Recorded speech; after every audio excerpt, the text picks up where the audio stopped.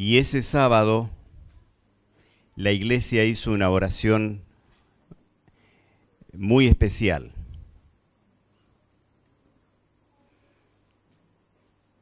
Ese sábado la iglesia agradeció porque Ariel acababa de terminar su carrera. Y ese mismo sábado la iglesia oró para que Dios les concediera un nuevo lugar de culto. Y estar esta mañana aquí es emocionante. No es que no vi nada desde aquel sábado hasta hoy. Varias veces vine a ver cómo iba avanzando la remodelación de este lugar. Pero no vi hasta los últimos detalles y hoy me vuelvo a sorprender. Esto es una evidencia del poder y de la gloria de Dios. Y sobre todo también porque Dios tiene todos los recursos. Pero Él no obra solo, Él usa a los seres humanos como instrumentos. Y quiero felicitarlos, hermanos, porque ustedes se prestaron a ser usados por Dios para que esto sea posible. Y debo felicitarlos además por el buen gusto, por el esfuerzo. Sé de los pactos, del esfuerzo que muchos de ustedes hicieron, hacen y seguirán haciendo para que este lugar sea digno de Dios, para honra y gloria de su nombre.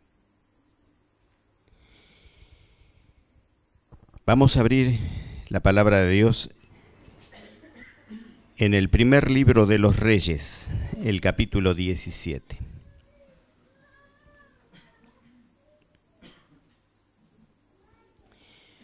Quienes ya encontraron el capítulo 17 y han leído el título de ese capítulo, ya saben a qué historia nos vamos a referir. Una historia que se enseña desde muy temprana edad en la escuela sabática, se enseña en la escuela y la estudiamos también los adultos, porque para eso está. El capítulo 17 del primer libro de los Reyes, a partir del verso 2, nos habla de Elías. En realidad no habla tanto de Elías, pero conocemos esta historia como la historia del profeta Elías. Dice desde el verso 2, y vino a él palabra de Jehová diciendo, a él es a Elías, ¿no? Vino a él palabra de Jehová diciendo, apártate de aquí y vuélvete al oriente y escóndete en el arroyo de Querit que está frente al Jordán. Beberás del arroyo y yo he mandado a los cuervos que te den allí de comer. Y él fue e hizo conforme a la palabra de Jehová, pues se fue y vivió junto al arroyo de Querit que está frente al Jordán. Y los cuervos le traían pan y carne por la mañana, y pan y carne por la tarde, y bebía del arroyo. Una historia extraña, como suelen ser las historias de Dios, ajenas a la lógica y al esquema de razonamiento que normalmente los seres humanos tenemos. Extraña. Dios asumió personalmente la responsabilidad de ver de que durante la sequía, feroz sequía, Elías fuese alimentado diariamente. Él no encarga a ningún ángel que se ocupe del asunto. Fíjate a ver qué podés hacer por Elías. Dice el verso 4, yo he mandado. Él se ocupa en forma personal. Cuán interesante es observar a Dios encargarse de esto.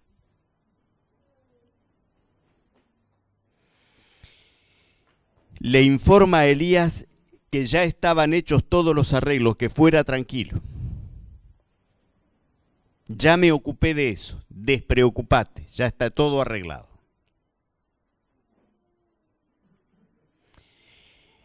Yo he mandado a los cuervos que te den allí de comer. Ni siquiera desde su escondite transitorio debía trasladarse a algún lugar cercano a comprar alimentos o a un restaurante a comerlos. Había servicio de delivery. Los cuervos le llevaban hasta el lugar donde estaba la comida. ¿Qué habrá pensado Elías acerca de este plan de Dios? Los cuervos, los buitres y otras aves de rapiña no se distinguen precisamente por su gentileza y sus buenos modales. No sé de nadie que tenga un cuervo como mascota en la casa. Es habitual ver canarios, loros y tal vez alguna vez, pero cuervos no. Tal vez haya alguno que le guste, pero debe ser muy extraño. No se distinguen por su gentileza y buenos modales estas aves. Estos comedores de carroña suelen ser traicioneros. De hecho, la Biblia, para referirse a algunas situaciones, utilizan la figura del cuervo como animales dispuestos a sacar los ojos. Tampoco se distinguen estas aves por su generosidad. Cuando hay comida al alcance, aferran codiciosamente la presa y hay del que se atreva a molestarlas o intentar quitarle el alimento. La voracidad del cuervo es proverbial. Se usa la figura del cuervo para describir a alguna persona completamente dedicada a satisfacerse a sí mismo, sin preocuparse mucho por los que lo rodean.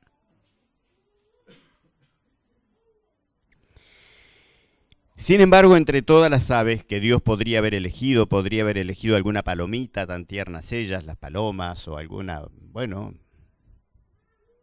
otra cosa, un cuervo. Elige a los cuervos y les encarga que alimenten a Elías 2 veces por día. Podrían haberle llevado una vez al día una suficiente cantidad de comida para todo el día, pero los cuervos debían ir 2 veces por día. Bueno, solamente por milagro estas aves podían proveerle comida a Elías. Solamente por milagro. La comida escaseaba.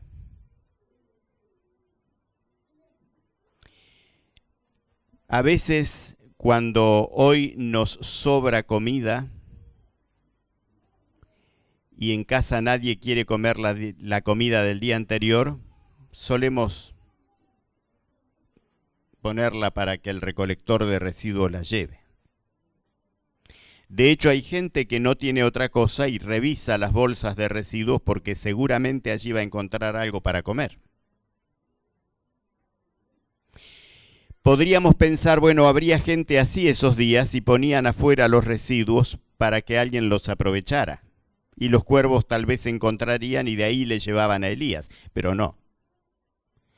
La escasez era tan grande que a nadie podía ocurrírsele la idea ni siquiera de olvidarse la comida afuera para que los cuervos la encuentren. El hambre azotaba la tierra, la gente no desperdiciaba los comestibles en aquellos días. No sé de dónde sacarían los cuervos la comida.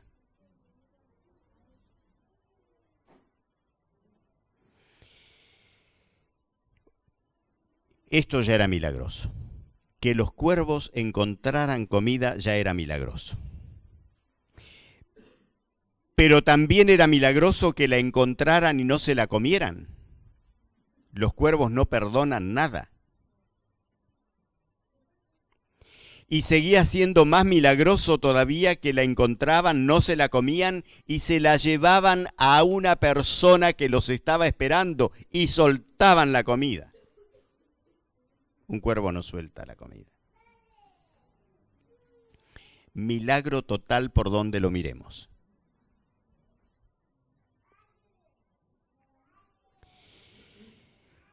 Estos cuervos no actuaban como cuervos.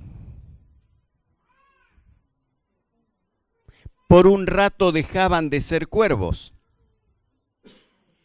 Eran criaturas nuevas, no cuervos.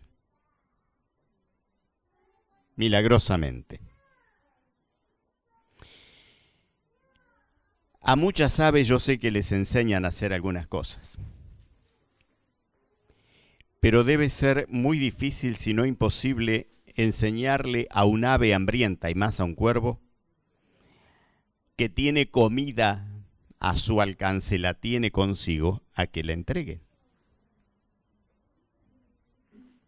Sin embargo, estos cuervos se abstienen de engullir el alimento que encontraron, lo llevan en sus picos y lo entregan a un ser humano necesitado.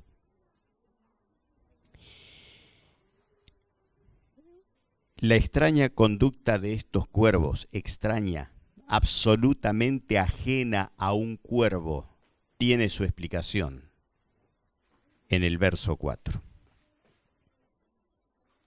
¿La encontraron? ¿Cuál es la explicación? ¿Cuál es? Yo he mandado. Ahí está. Yo he mandado. Y cuando el Señor dispone algo u ordena algo, la cosa sucede. Yo he mandado.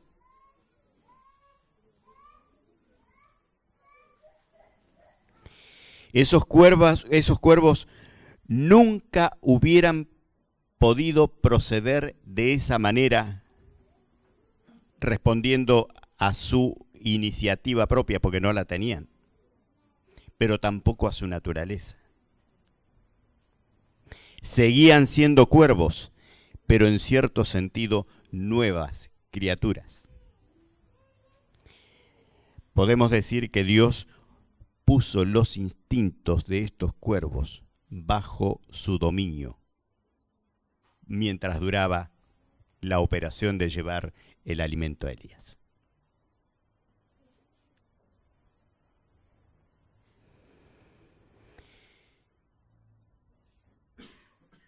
Es cierto que a veces los seres humanos en este sentido nos parecemos bastante a los cuervos también. Nos caracterizamos a veces por aferrarnos de algunas cosas y no compartirlas con los que necesitan más. Pero esto era un milagro. Dios no cometió un error cuando decidió usar a los cuervos para proveerle de alimento a Elías. Los impulsos de codicia, de voracidad de aquellos cuervos estaban completamente subyugados por Dios mientras cumplían con su misión junto al arroyo de Querit. Pero el poder de Dios no termina acá. El poder de Dios no termina acá. Si esta es una evidencia dramática del maravilloso poder de Dios, tenemos que mirar la segunda etapa de la historia. Porque Dios le dice a Elías ahora en el verso 9, levántate, vete a Sarepta de Sidón, al país vecino, tenía que salir del país, y mora allí. Y he aquí yo he dado orden allí a una mujer viuda que te sustente. Bueno, nuevamente Dios dice, yo he dado orden.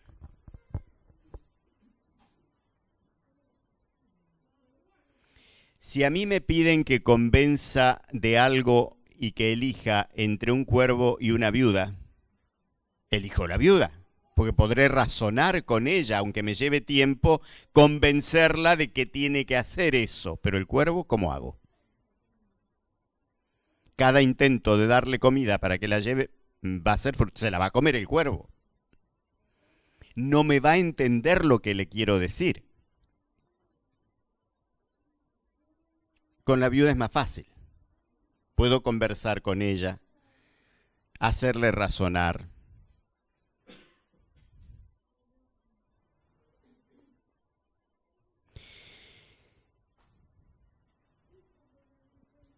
Pero el milagro es mayor ahora. El milagro es mayor ahora. Elías se levanta, se va a donde Dios le dice, y entonces se encuentra con la viuda. Y el milagro del poder de Dios se manifiesta ahora en forma más patente en la respuesta de esta humilde viuda y las impresiones del Espíritu Santo sobre su corazón. Los cuervos obedecían mecánicamente, con lo cual no eran conscientes de su obediencia. Ellos no sabían lo que hacían. No sabían que estaban obedeciendo a Dios. No sabían que estaban alimentando a Elías. No sabían. Lo hacían mecánicamente. Los cuervos no tienen voluntad, como no la tiene ningún animal. No podían decirle a Dios, hoy no tengo ganas. Hoy me como esto, ya le di bastante a Elías, con lo que le traje al mediodía ya está, ahora lo de la noche me lo como yo. Los cuervos no tienen voluntad.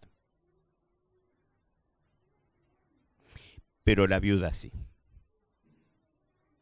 Porque la viuda era un ser humano.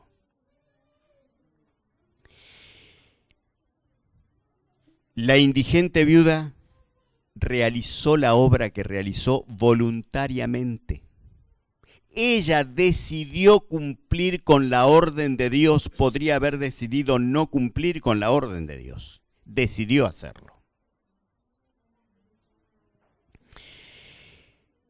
Y no creamos que lo que ella hizo por Elías lo hubiera hecho cualquier otra viuda. De hecho, Jesús se refirió a esto muchos años después. Y él dijo que había muchas viudas en Israel, pero Dios eligió una, en un país extranjero.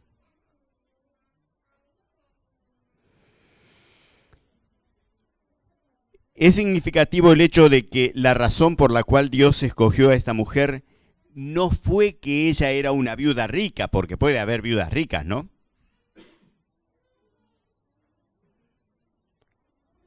No era una viuda rica. Ni siquiera era una viuda que había podido guardar en su alacena y en su heladera mucho alimento para cuando faltara. No era esa la situación de esta viuda. El relato nos dice en el verso 12,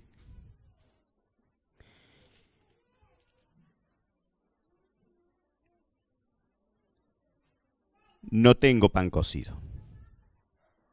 Solamente, ¿qué es lo que tiene? Un puñado de harina en la tinaja y un poco de aceite en una vasija. Y ahora recojo 2 leños. ¿Cuántos? 2. Qué poco, diría uno. Y para lo que tenía para cocinar, 2 leños. Para entrar y prepararlo para mi hijo y para mí, para que lo comamos. Y después, la muerte. No había más.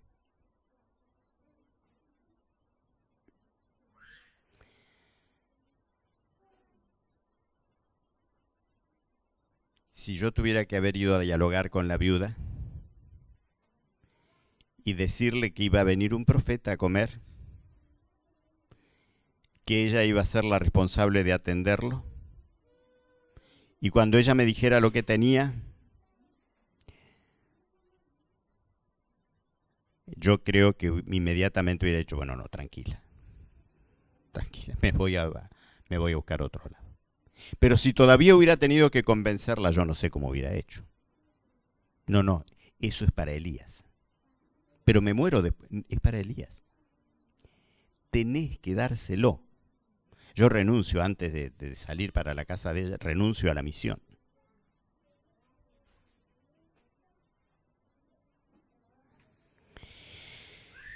Sin embargo, Dios le pedía que renunciara a eso también. Elías le dijo, no tengas temor. Uno diría, Elías, loco total. Decirle a una viuda en esas condiciones, no tengas temor. Pero lo que sigue es peor todavía. Ve, haz como has dicho, pero hazme a mí primero. A mí primero. Bueno, atrevido Elías, ¿no? A mí primero.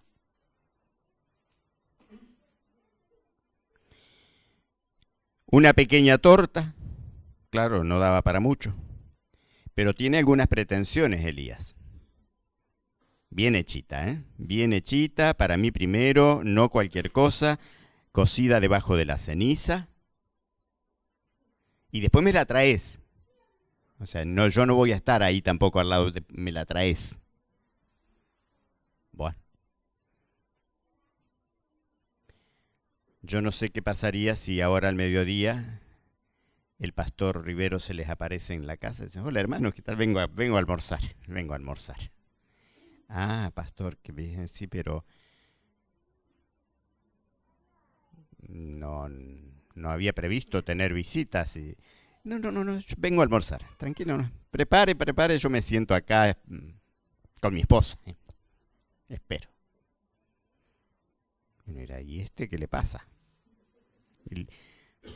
Lo más suave que podemos llegar a pensar, ¿qué le pasa? Alguno un poco más impulsivo le va a decir, pastor, hoy no. Yo voy a hacer planes, pero hoy no. Ahí está Elías. Hacé primero para mí. No tengas temor. Ve, haz como has dicho. Tráemela. ¿Y cómo termina el verso 13? ¿Qué dice al final? Después harás. Después harás. Y la viuda podría haber dicho, Elías, ¿qué te pasa? ¿Con qué voy a hacer? Si después de esto tengo que dejarme morir, después harás. Y la viuda se aferró de esa promesa. La viuda se aferró de esa promesa. Una cosa es compartir la propia abundancia y a veces hasta nos cuesta hacerlo. Y otra cosa implica dar lo último que tenemos, la última comida que uno tiene. Y no es la última para después esperar que abran el mercado y comprar otro poco, es la última de la última. Esta clase de dádiva es poco menos que imposible para el corazón natural, dice Elena White. Muchos retroceden ante la idea de hacer algún sacrificio en favor de los demás. No están dispuestos a sufrir para ayudar a otros. Se arrullan con la idea de que no se les pide que se perjudiquen en beneficio de los demás. A los tales digo, Jesús es nuestro ejemplo. Y la bendición que Dios concedió a la sacrificada viuda es un ejemplo característico de la forma como Dios recompensa hoy y en ese momento la fidelidad y el servicio a Él. ¿Qué hizo Dios por esta viuda? Le llenó la heladera. Después de eso, Bueno, con semejante prueba de confianza, ahora sí, la heladera está llena, la alacena también, listo, tranquila, no te preocupes más. ¿Así recompensó Dios la fidelidad de la viuda? No. No leemos que la tinaja estaba siempre llena. No leemos eso. El relato bíblico no dice eso. ¿Cómo estaba la tinaja? Siempre. ¿Cómo estaba? Casi vacía. Casi vacía. Siempre casi vacía. Siempre casi vacía. El gran milagro no era que la tinaja estuviese siempre llena. Con más de lo que la viuda necesitaba para el pan del día, el gran milagro era que la tinaja estuviese casi vacía y agotada. La viuda encontraba al día siguiente la bendición ¿en qué lugar de la tinaja? En el fondo. Allí estaba la bendición. Tenía que mirar al fondo y meter la mano hasta el fondo, y allí estaba la bendición. No estaba en la harina que tomaba de la boca de la tinaja. El gran milagro estaba allí. Muchos, me incluyo, hoy no advertimos las bendiciones y las provisiones divinas para nuestras necesidades temporales. Y creemos que las bendiciones de Dios están cuando algo abunda. Tengo 2 buenos sueldos, 2 autos en casa. Dios me bendice. Dios me bendice. Solamente a veces creemos que Dios nos bendice cuando algo abunda.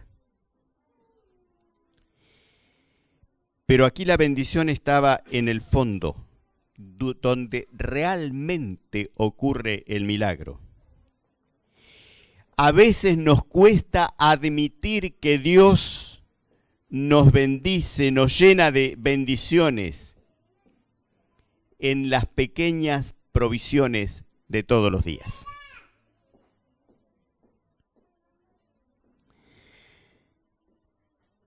A menos que nuestras reservas estén llenas, rebosantes, buscamos a veces en el exceso, en la sobreabundancia de las cosas de esta vida y no nos sentimos seguros, a menos que esas reservas sean abultadas. Pero esta seguridad desusada, manifestada por esta viuda en el tiempo de crisis, nos enseña que Dios cumple la promesa en el fondo de la tinaja. Dios cumple la promesa en el fondo de la tinaja, no en la abundancia. Por si por ahí nos chasqueamos, porque el Señor no nos da en abundancia. Si por ahí nuestros pensamientos se rebelan contra el Señor, porque en nuestra tinaja no hay más de lo que necesito para hoy. Acordémonos de la viuda. Si nos sentimos disconformes, intranquilos, inseguros, miremos por un momento la tinaja de la viuda donde nunca faltó harina ni aceite. Tenemos que mirar al fondo, eso es cierto.